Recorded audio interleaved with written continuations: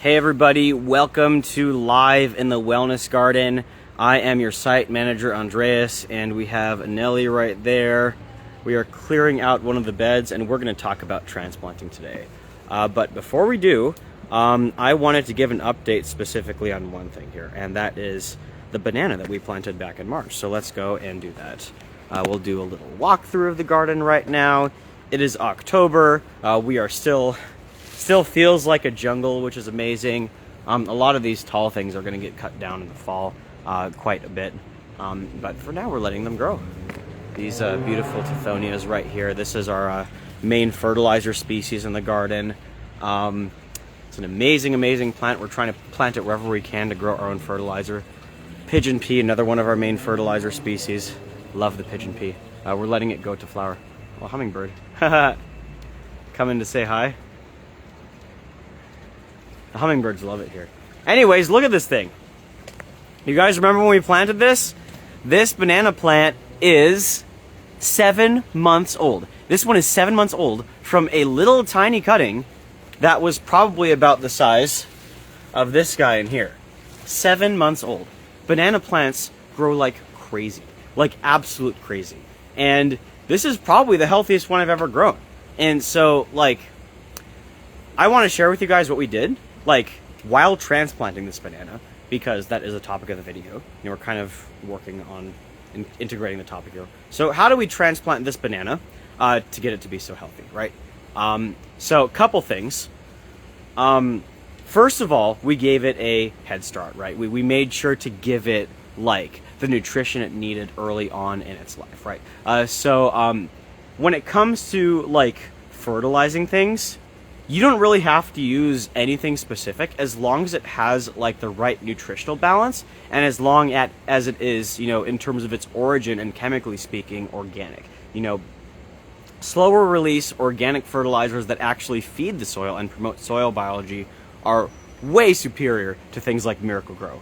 Miracle-Gro and stuff like that, the synthetics will produce like a quick burst of growth, but they'll also kill the biology in the soil, which is the exact opposite of what you want in the long term. So what have we been giving this one? So we started it out with chicken manure. You can also start it out with a green manure such as Tithonia. But chicken manure has a great NPK for bananas, and also is, of course, very high in carbon, which is great. You want to amend with a carbonaceous material when you are starting out. So we amended with some chicken manure, and we amended with some of our beautiful wood chip compost that we are producing on site here in the Wellness Garden, just underneath this mulch. We basically just dug up the wood chips around the area, sifted out the decomposed material, and used that as a soil amendment as well. Second thing that we did was we introduced indigenous microorganisms, and this is the most important part of all, indigenous microorganisms, because it's really these microorganisms that will deliver the nutrients that we supplied to the plant in a way that is best for the plant and best for the ecosystem, right? You want to encourage that association between plant and soil biology to, I guess, promote those natural nutrient provision mechanisms which allow the plant to get the nutrients it needs on demand. And so this banana plant is certainly getting everything it needs, right? The other thing we did was we planted a cover crop, and you can still see some of the remnants of the cover crop in there. This is sorghum Sudan grass. Believe it or not, the banana pup that we originally planted had nematodes on it, parasitic nematodes. And so I designed a cover crop mix that was designed to build soil and to suppress nematodes. And we planted that, let it grow for a couple months, then cut it down and use it as mulch for the bananas.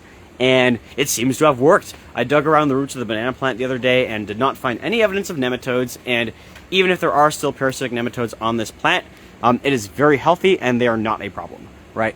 And then what we did, sort of longer term, we have established natural nutrient provision mechanisms for the banana by companion planting. We have planted this Tithonia right here, several of them here actually, and it seems that Tithonia is pretty much the ideal companion plant for bananas because it produces this leaf material that is very high in nitrogen and very high in potassium. And those are the nutrients that bananas need the most, nitrogen and potassium. So we're cycling our nitrogen and potassium now. And then the last thing I would say is, we're piling on the mulch around the bananas as much as we can. Just keep piling it on, piling it on, piling it on. Even like boxes, like, you know, paper towels that we use, that kind of stuff, just piling it on, right, as much as we can. And we're building this amazing soil right here. Used potting mix, everything. You know, it all becomes mulch. Like, I literally just dug up a worm right there. This is healthy soil right here. Bananas, you know, love their organic matter. You want to give them as much organic matter as you possibly can. As far as transplanting this guy, if you guys remember, you can go back and look at the live where we transplanted it. We dug a hole, you know, about, I would say, like 3 times as wide as the root ball, and we buried the root ball about, I would say, 8-9 inches deep. We planted it kind of deeply because that'll give it a little bit of extra sturdiness and resilience. But yeah, we've, other than that, only fertilized it with commercial fertilizer, in this case fish emulsion, once. Other than that, it's just been getting basically our trash from seed propagation, which has some nutrients in it, and this beautiful green manure that we're growing right here. So there's your update on the banana. We're going to talk about transplanting and show you guys how to transplant vegetables now. So just wanted to give an update on that because I am blown away by how great this banana is doing, and I'm very happy about it, and I'm really looking forward to getting fruit next year. It's not even at its full size, by the way. Video doesn't do it justice.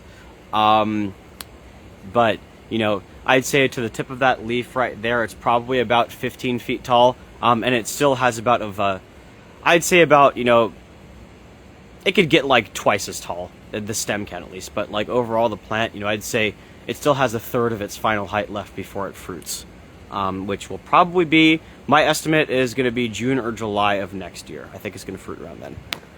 All right, and then we'll have bananas next fall. Really excited. And then every year it's going to produce bananas thereafter.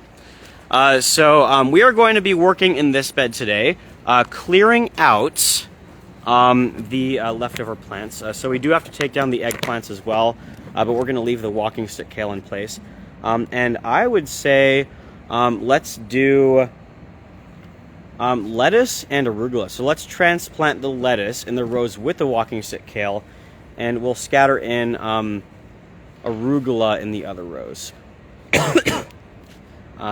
Because this bed is really shady, and so we want to plant really shade-tolerant stuff. So basically only greens, no root crops is what we're going to be growing here, unfortunately, but they will grow very well here. We were able to squeeze a harvest of beans out of this bed last fall. Not a great harvest, but a harvest nonetheless. But now this jujube tree has grown up quite a bit this year, and it's starting to really shade out this bed now. So I don't really expect us to be able to get anything other than greens out of this bed over the winter. You're not pulling the arrow out, right? No. Okay. Yeah, just be careful. You're definitely cutting everything kind of low. Oh, okay. You want to like just give it a haircut. Think of it that way, and just like leave an inch on top. It's like giving them a buzz cut, you know. Yeah. So yeah, we're gonna plant then. I'm gonna go get our transplants.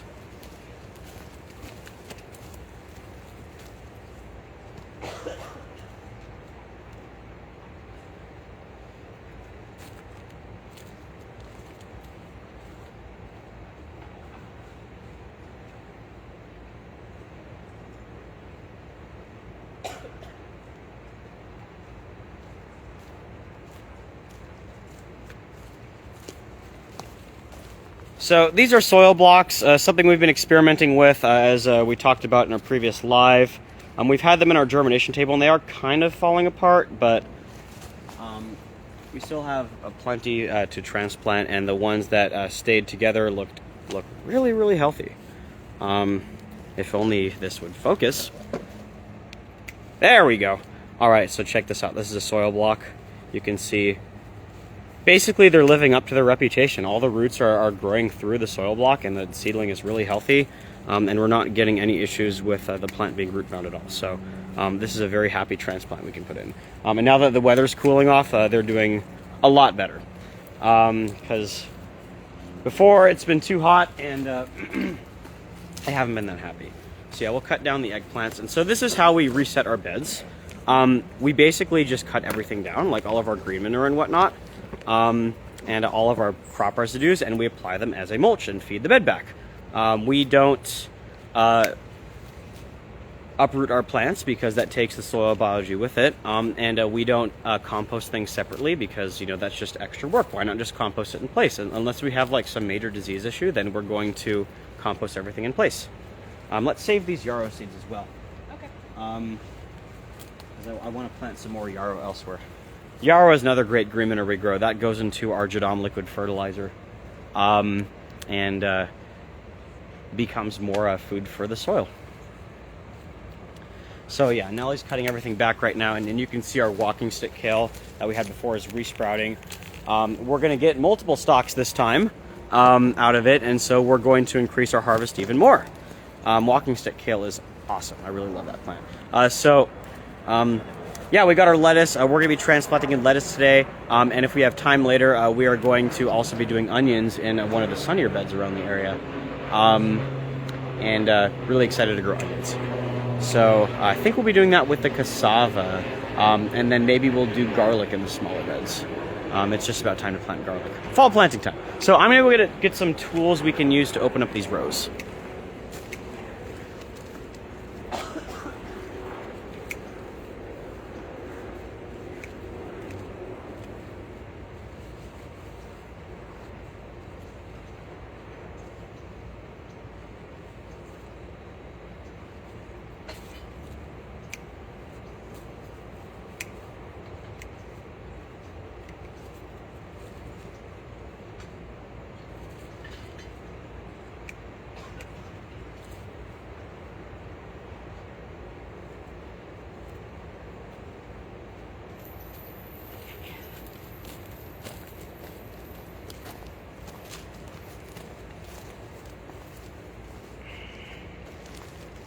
So a rice knife to process our residues and our green manure, which in this case would be the yarrow. So I'll start with the yarrow. But for the yarrow, we're just going to kind of like lay it out evenly along the surface. And here's another flowering head. We want to save that. Could you go put these on the table, please? Yeah, yarrow is awesome. So we're going to lay these out along the surface just as evenly as we can. And yarrow is a very, very balanced green manure, nutritionally speaking, which is really good if you're growing fruiting crops. Fruiting crops like a very balanced NPK. But, you know, we kind of just use whatever, and over time the nutrients become embodied in the soil, and they'll eventually... Yeah. Let's see, we still have some yarrow stalks in there. It'll spread back. We just need to take it easier. And the stuff that's like starting to invade the rows, we can just uproot and just pull it. And then apply it as a green manure, like so. This is how we fertilize with plants. As I mentioned, it's the main method of fertilization here. We don't really need to use any inputs. The bananas have been the only thing to get those inputs, so.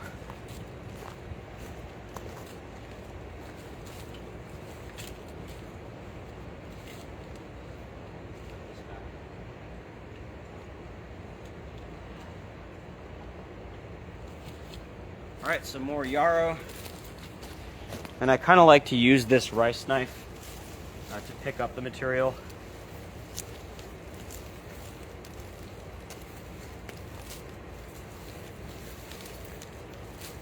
I think some of this mulch we could spread around a bit more evenly too, this existing mulch.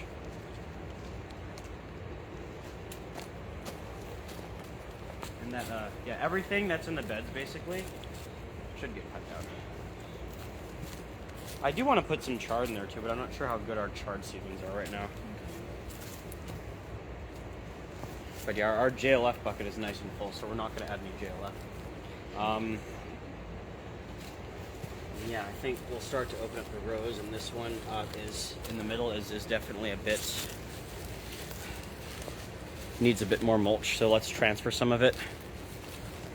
I'm also going to process the rest of this with the rice knife.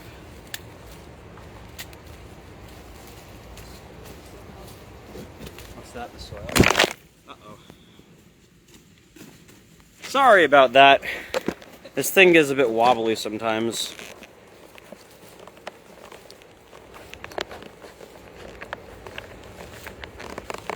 It's unfortunate that our new microphones don't work with Instagram. I'm not sure why that is. Figured out. So yeah, rice knives are super cool. Very, very good way to chop up your residues into smaller pieces and your green matter into smaller pieces. And so we'll just lay it out and then we can open up the rows. Nellie's doing it manually right now. And yeah, we definitely need to transfer some of those other leaves over to this one. Because the center row is just like adequately planted. Here's some of those red ripper cowpeas. We'll throw them somewhere around here so they can come back again and make more green matter for us. Somewhere nice and moist. Probably where they were growing before.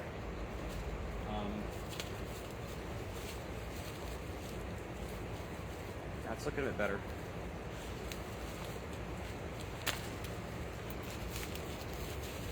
Yeah, so I am focusing on applying the other residues on the center.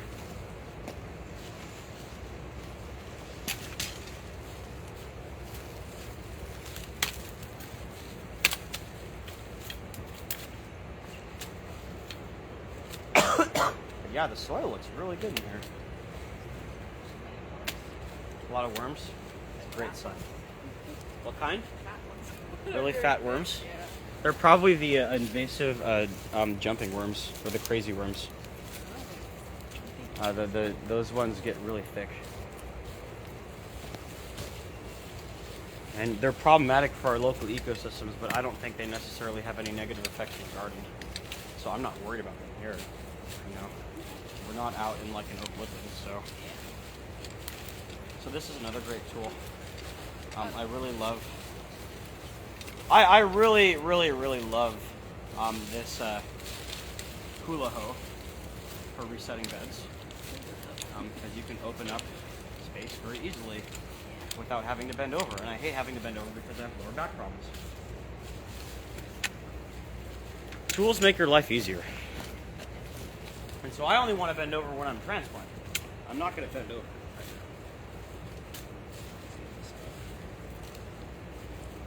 I can see there's lots of pill bugs and whatnot. That one came out, but it's okay. I'm going to check for nematodes. Doesn't look like we have any on the lettuce, so lettuce is a safe thing to plant. No wonder it does so well here. It doesn't have to deal with nematodes. Like whenever we grow lettuce over the winter, it just totally kicks butt. Lettuce really loves our winters, and it also really loves what we're doing to this winter. Alrighty, so we just want to get like rough openings. And so yeah, let's do lettuce in the rows that have the walking stick cable. And we'll space them out at every 6 inches. So on every dripper, we'll put a lettuce transplant. And I hope we have enough to go around. We'll see if we do. So we'll at least do one row. I think we need a shovel or a trowel.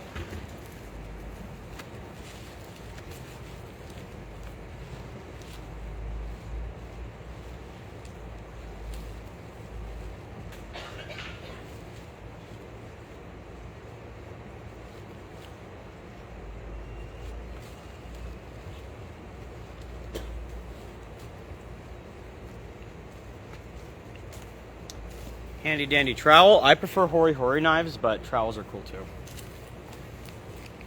So yeah, we're gonna find our drip line then, which is right here. And you can see that there's the walking stick tail. We're gonna kind of avoid the walking stick tail to let it grow up. But we'll open up, we can find our drippers right here. And then we'll grab our transplant. I just kind of like to bring this in like so and just pop it in right there. Minimal disturbance so that the plant does not go into the transplant shop, right? Thank you. So we'll get another. These soil blocks are holding together fairly well, I'd say. I think the reason why some of them fell apart is because we have had vandals. We've been having issues with possums lately. And they like to go in the seed starting table and mess with the transplants for some reason. So Yeah, just like firm it up very slightly. You kind of just want to like pop it in. That's how I like to do it. So we put 2 right there. We'll put 1 right here. Okay, this one has a lot of roots, and that's because it has a lot of seedlings in it. So we want to actually take some of those out. I try to like just pinch them off. You know what would actually be really good here? I wish we had seeds for it. I forgot to order seeds for it. Is the Claytonia, the native lettuce, because it actually does very well in shade. We'll get seeds for that next. But otherwise, we'll seed in some arugula. I don't think that root crops will do well here. So there's another one.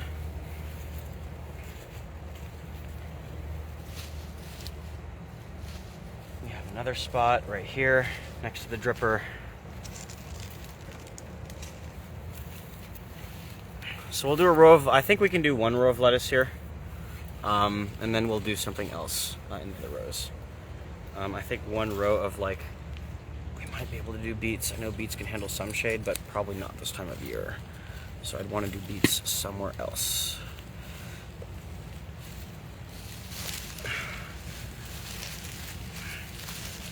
Yeah, so we'll come in and thin them out later, but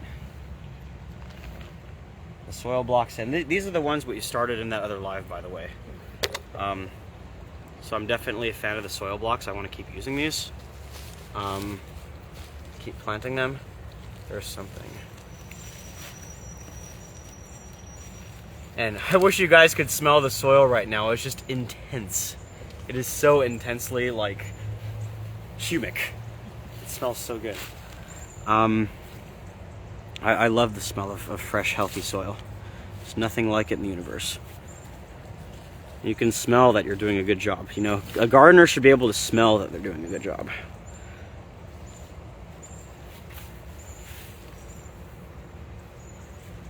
Beautiful seedling. These soil block seedlings are healthy. It seems like the lettuce it was kind of early to start lettuce with the heat that we got before, but now that conditions are good, they're really starting to take off.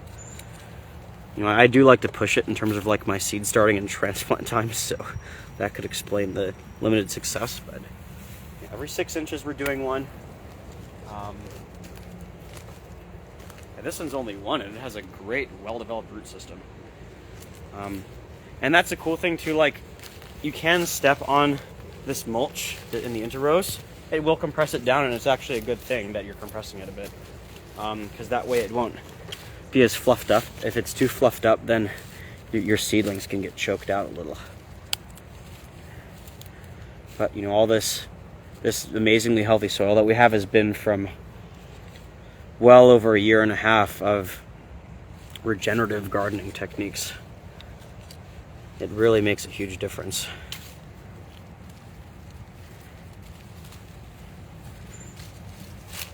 Okay, we need to get the other ones over here. And then we'll do the onions after this in the front. Plant a cassava. Okay. Looks like we're running out of transplants. And then I think we could, those sunchokes aren't really coming back, so I think we could also do our broccolini.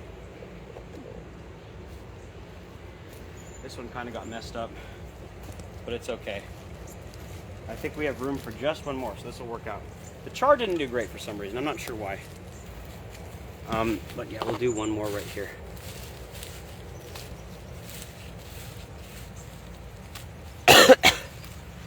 That walking stick kale is going to grow up fast. It is.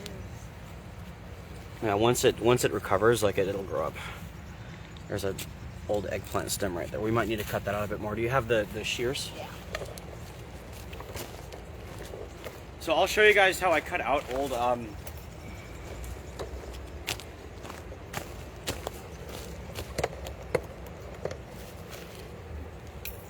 how we cut out our old root systems that are in the places we want them to be. So just cut it lower.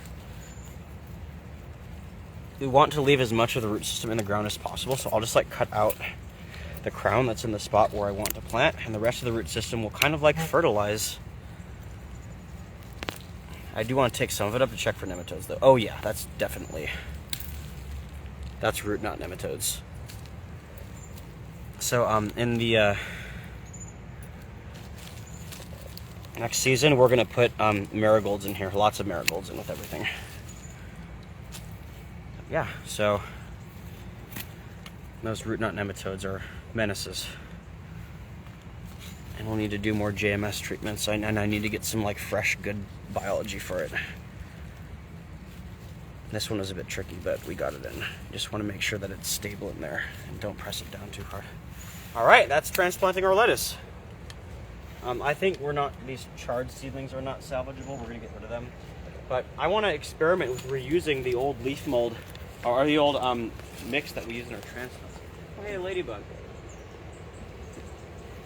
It's interesting to see them in the fall. They're abundant much of the year here now with ladybugs.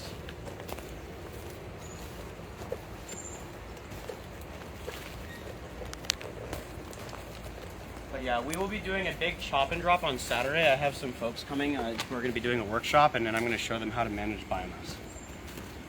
So yeah, we'll do our onions in the front here, in this front row. Right. And I think in the back row we'll do like beets or carrots. Okay. I would love to sow some carrots. So here's our remaining biomass here. I grew these. I wanted to grow these black-eyed peas here for green manure, but I can see that nothing's been thriving in this bed really. I'm trying to check for like issues on the root system, and these plants, like, you can pull up like one or two to check. These plants never seem to develop very strong root systems. So something's happening in the soil, and the root systems look unhealthy. So tells me we need to do more IMO treatments. But this bed has always had these kinds of problems. So there's an old corn root system that's decaying. You can see how all the well-aggregated soil is forming around it. So yeah, we'll open this up right here. Let me see the chart actually we made, because we actually did design a system for this.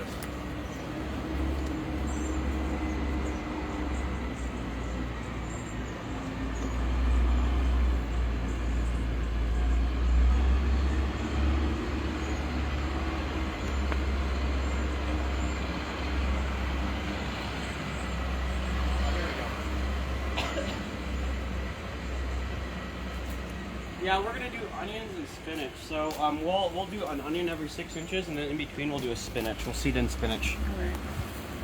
So yeah, this is the plan. Right here.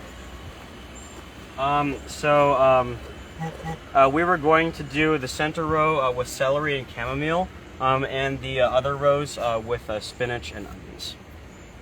So the onions will be at 6-inch spacing, and the spinach will be at 6-inch spacing in between the onions. So we'll do it in the front and back then.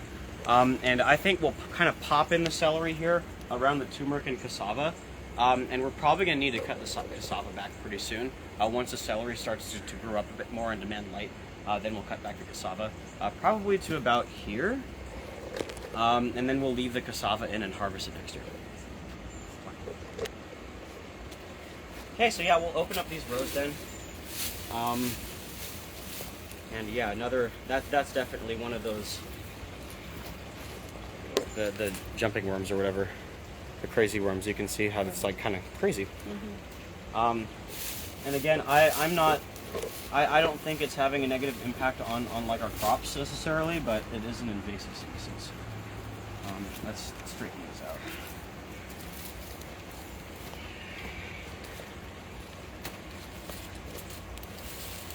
Yeah, I can see, like, you know, as far as like what this bed is getting, you know, like we don't have any issues with that right now. With this bed not getting everything it certainly is. So, and now the cassava is doing way better. It's less hot, and we even have IMOs in here. Look at that. Indigenous microorganisms. This is a fungus of some sort.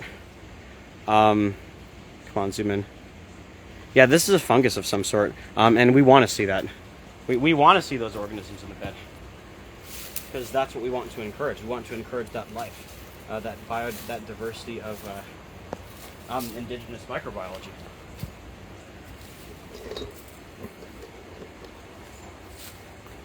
Yeah, there's tons of it. So yeah, I think, you know, we need to introduce mushrooms to these beds too. I think that'll help. And we'll go as far as mulching goes. We'll go even a bit heavier on wood chips. We'll start mulching with wood chips so that the mushrooms can thrive. Because mushrooms can actually help to cleanse stuff you don't want out of the soil.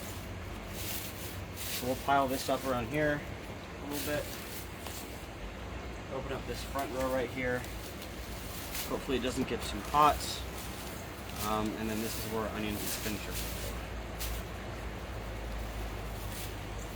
I almost want to reconfigure this bed to be north-south rows at some point, but not right now. I think that'll be better in the long run. I have started to become a believer in north-south orientation. I just think it's better. It's a little bit dry on the edges here. I'm checking for soil moisture right now. So I think we'll favor the inside a bit. I'm going to try and favor the inside as much as we can. And the onion seedlings are over there in one tray. Can you get them, please, Nelly? And this California mugwort, I kind of want to move it. I want to see if we can put it in the ground.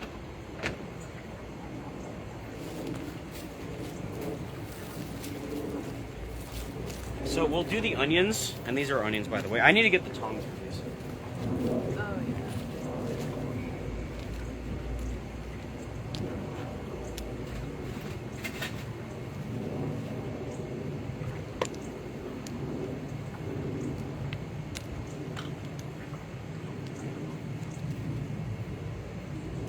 I don't see any tongs, so we're just going to be careful. So here are onions, and these ones weren't bothered much, so you can see like they held up a lot better. Checking the root systems, we can see that there's a little bit of dieback on the roots on the bottom, but other than that, these are healthy plants. Yeah, we're going to make that smaller germination table like a soil table, so we're not going to be adding really any fertilizer, and we're going to be hopefully switching over to leaf mold for our... You know what, I think, I said onion and spinach every 6 inches, so that means onions every 12 inches.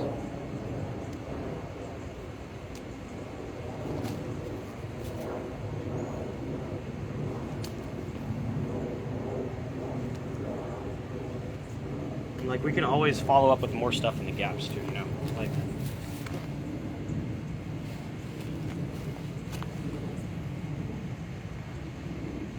But yeah, these held up really well on the germination table, so it's good to know that we can put them in there and not water them, and not have to hand water them.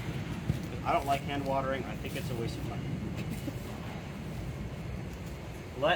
Let nature or let your irrigation system water for you. I'd much rather be out here, like actually, doing stuff that is like productive for the garden instead of just maintaining and watering. Some people like watering, and that's cool. If you like watering, water. I'm not going to tell you how to garden. That's just what I prefer.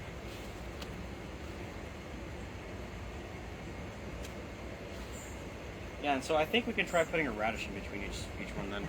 Okay. Because the radishes will grow up fast and Yeah, they'll be out. Spinach will take a bit longer, so I don't want to push it with them. I have a tendency to plant things more densely than I should, so that's just kind of like my bad habit. Which is fine as long as you can provide for it. But yeah, these should be the red rippers. These are the California black eyes. Oh, okay. The red rippers are hardier. Okay. But yeah, I definitely think I want to take out that mugwort and transplant it. All right. We don't have to, but like, it's just I try to establish another one over there and it just never works. It's like, I don't want it to be like. Or, we'll keep it for now. Everything around it seems to be growing okay, so I'm not... We had like a good growing crop. And this is turmeric right here. I love my turmeric. And so the other thing we're going to do is we're going to thin out the cassava a little bit. Get a little bit more sunlight penetration. So the old leaves from the old main stems I'm going to take off, and some of these lower branches I'm going to take off. So we're just going to like bring the canopy up. And so yeah, the cassava's been doing pretty good. I've been fairly impressed by how it's grown.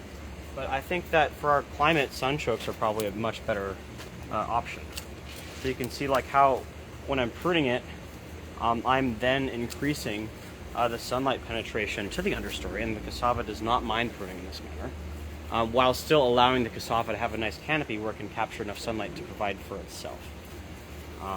This is starting to fatten up quite a bit. I did check the roots on this one, and I didn't notice any.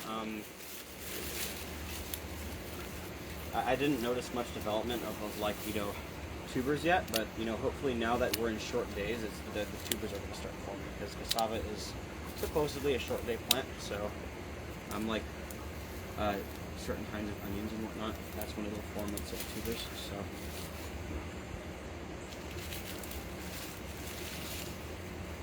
I think we should favor the inside this time. Yeah.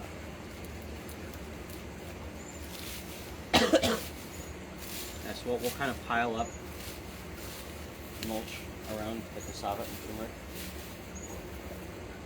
And the celery is not quite ready to go in yet, so that's why we're going to do it this way.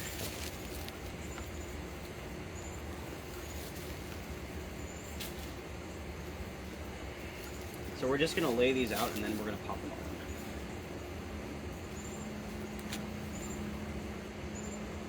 And these onions are already starting to bulb up a little bit, so like they are good transplants. Like one every inch, every 12 inches, I mean. You can direct seed these too. I prefer to direct seed when possible. I think you end up with a better crop that way. But you know, it doesn't always work out in these beds because we have slug problems. And so we're establishing, and roly-poly problems. So we're establishing plants when they're already developed, and so in some cases that can have like a higher success rate. But these seedlings look pretty good. Now, I'm glad we started these ones when they did, because they definitely needed some time to grow.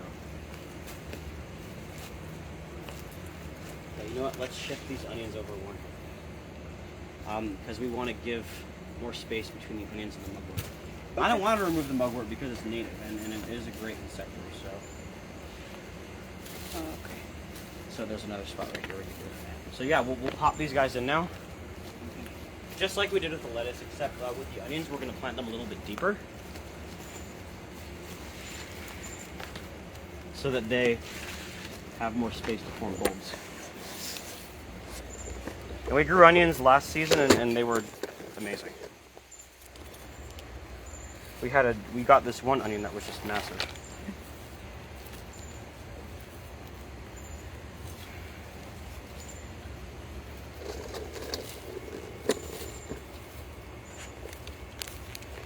And the other thing I'm going to do today is we're going to make a backpack sprayer for Jadam inputs.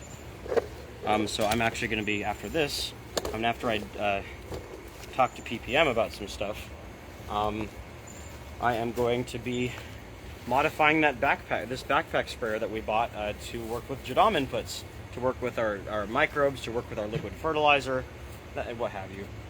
I don't know why the irrigation, I don't know why this is put right here. This is a mistake. It should have been on the corner on the very edge. It is what it is. All right.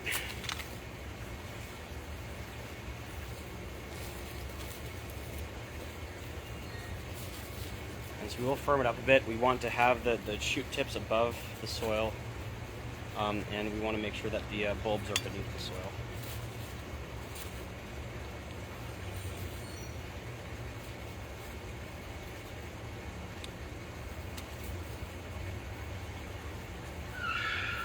And we'll firm it up slightly.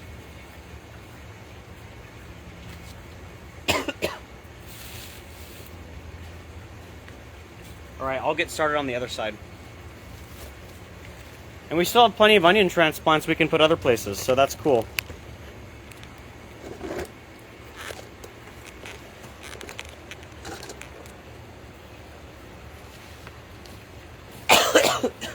Excuse me. I'm no longer sick, but I still have a cough and post-nasal drip.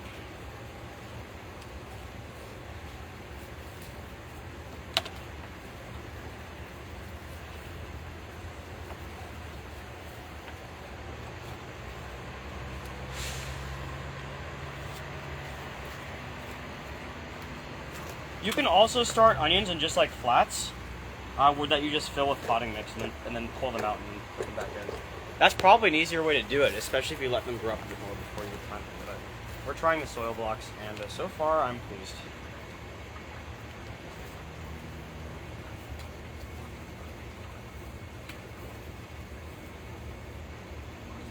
Crazy.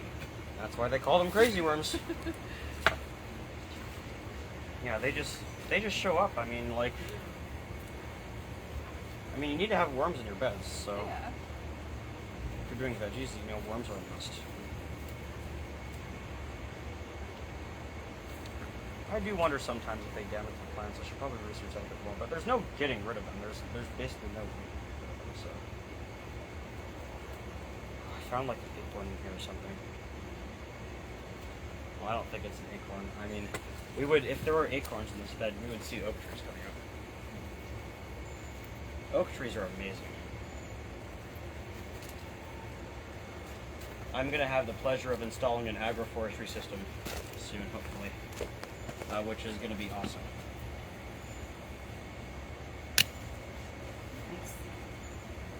Okay. So the hope is that these will grow up and make some beautiful onions for us.